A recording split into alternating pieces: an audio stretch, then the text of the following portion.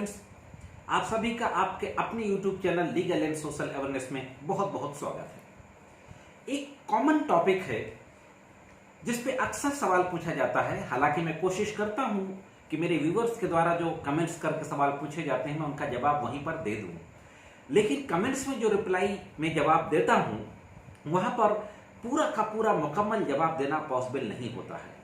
मैं अपने व्यस्ततम समय में से समय निकालकर मैं ये जरूर कोशिश करता हूं कि आप लोगों के कमेंट्स को पढूं, आप लोगों के द्वारा जो प्रॉब्लम्स बताई जाती है उस प्रॉब्लम्स को पढूं और उस प्रॉब्लम्स का सॉल्यूशन ढूंढ के उसके संबंध में भी मैं वीडियो बनाऊं।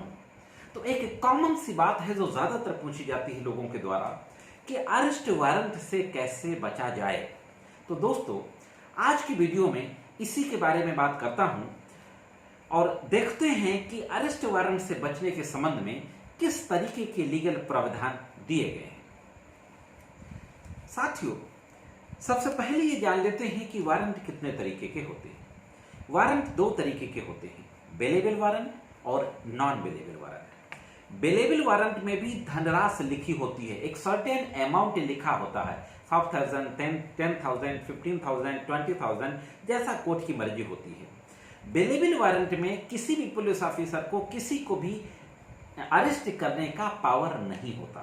हालांकि पुलिस उसमें जो अमाउंट लिखा होता है उस अमाउंट को डरा करके लोगों से गलत तरीके से, गैर कानूनी तरीके से पैसा वसूलने का, धन उगाही का काम करती है। इस तरीके की भी शिकायतें आती हैं। लेकिन वो जो अमाउंट लिखा होता है वो जमानत देने का अमाउंट होता है कि आप इतने रुपए की जमानत दे दो इस बात की कि हम जो नेक्स्ट डेट आने वाली है हम उस नेक्स्ट डेट में कोर्ट में हाजिर होंगे। तो बेलेबल वारंट में किसी भी पुलिस ऑफिसर को किसी को भी अरेस्ट करने का पावर नहीं होता। अब बात आती है नॉन बेलेबल वारंट की। नॉन बेलेबल वारंट में पुलिस गिरफ्तार कर सकती है। अब ये देख लेते हैं कि वो कौन सी परिस्थितियां हैं जिन परिस्थितियों में किसी भी व्यक्ति के खिलाफ नॉन बेलेबल वारंट जारी होता है। दो तीन परिस्थितियां हैं दोस्तों। सबसे पहले तो ये कि अगर किसी के खिलाफ कोई कॉग्निजेबल ऑफेंस रजिस्टर्ड हुआ है, एफआईआर रजिस्टर्ड हुई है और उसकी इन्वेस्टिगेशन चल रही है और मुल्जिम इन्वेस्टिगेशन में कोऑपरेट नहीं कर रहा है, तो पुलिस ऑफिसर कोर्ट से एनबीडब्ल्यू ले सकता है गिरफ्तारी के लिए। हालांकि कॉग्निजेबल ऑफेंस के केस में बिना एनबीडब्ल्यू के भी इन्वेस्टिगेटिंग ऑफिसर को अरेस्ट करने की शक्तियां प्राप्त हैं, लेकिन जिसमें सजा कम है तो ऑनरेबल सुप्रीम कोर्ट के ऑर्डर से उसमें गिरफ्तारी नहीं हो सकती। ऐसी स्थिति में गिरफ्तारी के कारणों को बताकर गिरफ्तारी वारंट लिया जा सकता है। दूसरी जो परिस्थिति है कि अगर आपके खिलाफ कोई केस पंजीकृत हुआ, उसमें विवेचना हुई, विवेचना के बाद कोर्ट में चार्जशीट सबमिट हो गई, आपने दौरान विवेचना उसमें बेल नहीं कराई, तो चार्जशीट सबमिट होने के बाद कॉग्निजेंस लेने के बाद कोर्ट आपको सम्मन जारी करेगी। सम्मन के बाद बेलेबल वारंट जारी करेगी। इसके बाद भी अगर आप कोर्ट में अपीयर नहीं हो रहे हो तो नॉन बेलेबल वारंट आपके खिलाफ जारी कर देगी। तीसरी सिचुएशन ये है कि जब किसी के खिलाफ कोई एफआईआर पंजीकृत होती है और उसमें वह व्यक्ति बेल ले लेता है।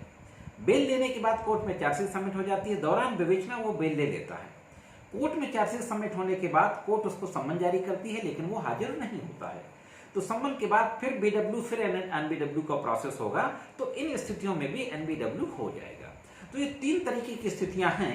खास तौर से हम देखें तो दो तरीके की स्थितियां हैं। बेल होने के बाद जब हम कोर्ट में अपीयर ना हो, या हम बेल ही ना लें और चार्जशीट कोर्ट में आ जाए फिर भी हम अपीयर ना हो, तो ये दो मुख्य परिस्थितियां हैं जिनमें किसी भी व्यक्ति के खिलाफ जो कि आरोपी है नॉन बेलेबल वारंट कोर्ट जारी कर सकती है। अब नॉन बेलेबल वारंट से हम बचे कैसे, इसको कैसे खत्म कराएं। दोस्तों, सीआरपीसी का सेक्शन 70 कहता, 72 में कहा गया है कि नॉन बेलेबल वारंट तब तक खत्म नहीं हो सकता जब तक उस वारंट को जारी करने वाली न्यायालय उसको निरस्त ना कर दे या उसका एग्जीक्यूशन ना हो जाए, उसके निष्पादन में उस व्यक्ति को गिरफ्तार न कर दिया जाए। तो कानून क्या कहता है? कानून ये कहता है कि अगर आपने बेल करा ली है, बेल कराने के बाद कोर्ट में चार्जशीट सबमिट हुई, इसके बाद आप अपीयर नहीं हुए और नॉन बेलेबल वारंट हो गया, सम्मन फिर बेलेबल फिर नॉन बेलेबल। इन परिस्थितियों में आप कोर्ट में अपीयर हो, एप्लीकेशन दें एफिडेविट के साथ और कोर्ट को कन्विंस करने की कोशिश करें कि यह परिस्थिति थी जिस वजह से मैं अपीयर नहीं हो पाया और उसके संबंध में अगर कोई डॉक्यूमेंट्स हैं आपके पास तो उनको भी कोर्ट में दिखाएं, एप्लीकेशन के साथ एनेक्स करें।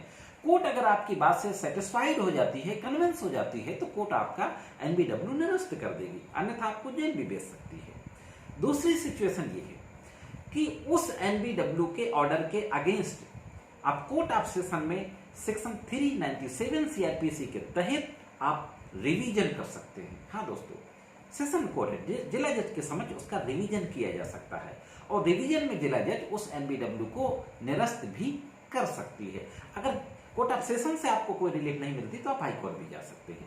हालांकि ऐसी सिचुएशन में जबकि बेल कराने के बाद आप एपीआर नहीं हुए हैं तो उसमें अगर आप रिवीजन करते हैं, चाहे सेशन में करें चाहे हाई कोर्ट में करें, तो रिलीफ मिलने की उम्मीद बिल्कुल ना के बराबर होती है। ये मैं आपको प्रैक्टिकल बात बता रहा हूं। अब दूसरी सिचुएशन है क्यों कि हमारे खिलाफ कोर्ट में चार्जशीट दाखिल हो गई, ना तो हमने दौरान विवेचना बेल कराई, ना चार्जशीट दाखिल होने के बाद बेल कराई, सम्मन जारी हुआ तब भी बेल नहीं कराई, बीडब्ल्यू जारी हुआ तब भी बेल नहीं कराई, तो एनबीडब्ल्यू जारी हो गया। उस सिचुएशन में हमारे पास दो रास्ते हैं, या तो हम कोर्ट में अपीयर हों, बेल की एप्लीकेशन पे सरेंडर करें, बेल कराएं। अगर बेल का केस होगा तो बेल हो जाएगी, बेल का केस नहीं होगा तो कोर्ट खारिज कर देगी, आप जेल चले जाएंगे। दूसरा जो रास्ता है वो ये है कि आप चार्जशीट की सर्टिफाइड कॉपी निकलाएं और जो कोर्ट ने कॉग्निजेंस लिया है उस ऑर्डर की सर्टिफाइड कॉपी निकलाएं और ऑनरेबल हाई कोर्ट में सेक्शन 482 सीआरपीसी के तहत उस चार्जशीट को क्वेश करने के लिए आप एप्लीकेशन दें। 482 सीआरपीसी के तहत चार्जशीट क्वेश करने के लिए आप एप्लीकेशन दें और कोर्ट को कन्विंस करने की कोशिश करें कि जो पुलिस ने एविडेंसेस सबमिट किए हैं अलॉन्ग विद द चार्जशीट, उनसे हमारे अगेंस्ट कोई भी prima facie offence made out नहीं होता है। अगर हाईकोर्ट आपकी बातों से कन्विंस हो जाती है तो आपकी चार्जशीट को सबमिट कर देगी अथवा चार्जशीट को स्टे कर देगी, जिसको हम प्रोसीडिंग स्टे बोलते हैं। मैं यहां पर आपको एक प्रैक्टिकल बात बता दूं कि चार्जशीट क्वेश होना तो ना के बराबर होता है। Rarest of the rare cases में हो सकता होगा कि चार्जशीट क्वेश हो जाए। अक्सर होता क्या है, प्रैक्टिकली ये होता है कि जब कोई आदमी चार्जशीट के अगेंस्ट क्रिमिनल रेट दाखिल करता है हाईकोर्ट में या 482 में जाता है तो उन स्थितियों में हाईकोर्ट या तो प्रोसीडिंग स्टे कर देता है और दूसरी पार्टी को काउंटर दाखिल करने के लिए नोटिस जारी कर देता है, या हाईकोर्ट ये डायरेक्शन करता है कि आप 1 महीना 2 महीना 45 दिन इतने दिन के अंदर सर्टेन पीरियड उतने दिन के अंदर लोअर कोर्ट में अपीयर हो और आप बेल कराएं, तब तक आपका नॉन बेल वारंट स्टे किया जाता है। इस तरीके का ऑर्डर ऑनरेबल हाई कोर्ट कर सकता है। तो दोस्तों, यह थी नॉन बेलेबल वारंट से बचने के संबंध में कुछ महत्वपूर्ण कानूनी जानकारियां। साथियों, मैं जो आप तक ये कानूनी जानकारियां पहुंचाता हूं, विभिन्न तरीके की जो लीगल इन्फॉर्मेशन आप तक पहुंचाता हूं अपने वीडियो के माध्यम से, इसके लिए मुझे अपने तमाम व्यस्ततम समय में से समय निकालकर तैयारी करनी पड़ती है, वीडियो शूट करना पड़ता है, एडिटिंग वगैरह कराने के बाद अपलोड कराना पड़ता है। तो आपके पास जो 5-10 मिनट का वीडियो जाता है उसमें 2 से 3 घंटा, 4 घंटा, 5 घंटे तक का वक्त लग जाता है। इसलिए दोस्तों, मेरी आपसे अपील है कि आप वीडियोस को पूरा देखा करें, जिससे कि आपको पूरी इंफॉर्मेशन मिल सके। और दोस्तों, चलते चलते मैं आप लोगों से कहना चाहूंगा कि अगर आप पहली बार मेरे चैनल को देख रहे हो, अभी तक आपने सब्सक्राइब ना किया हो, तो मेरे चैनल को सब्सक्राइब करें, वीडियोस को लाइक करें, अपने दोस्तों में शेयर करें और दोस्तों सब्सक्राइब बटन के बगल में बने हुए बेल आइकॉन को जरूर प्रेस करें, ये बिल्कुल फ्री होता है। इससे होता क्या है कि जो मैं इन भविष्य में जो मैं वीडियोस अपलोड करता हूं उसका नोटिफिकेशन आप तक पहुंच जाता है और आपको नई नई कानून की जानकारियां प्राप्त हो जाती हैं। तो दोस्तों, उम्मीद करता हूं कि वीडियो में दी गई जानकारी आपको अच्छी लगी होगी। ये जानकारी आपको कैसी लगी कमेंट्स करके जरूर बताएं। आज की वीडियो में सिर्फ इतना ही। मिलते हैं किसी अन्य वीडियो में कानून की कुछ अन्य जानकारियों के साथ। तब तक देखते रहें लीगल एंड सोशल अवेयरनेस।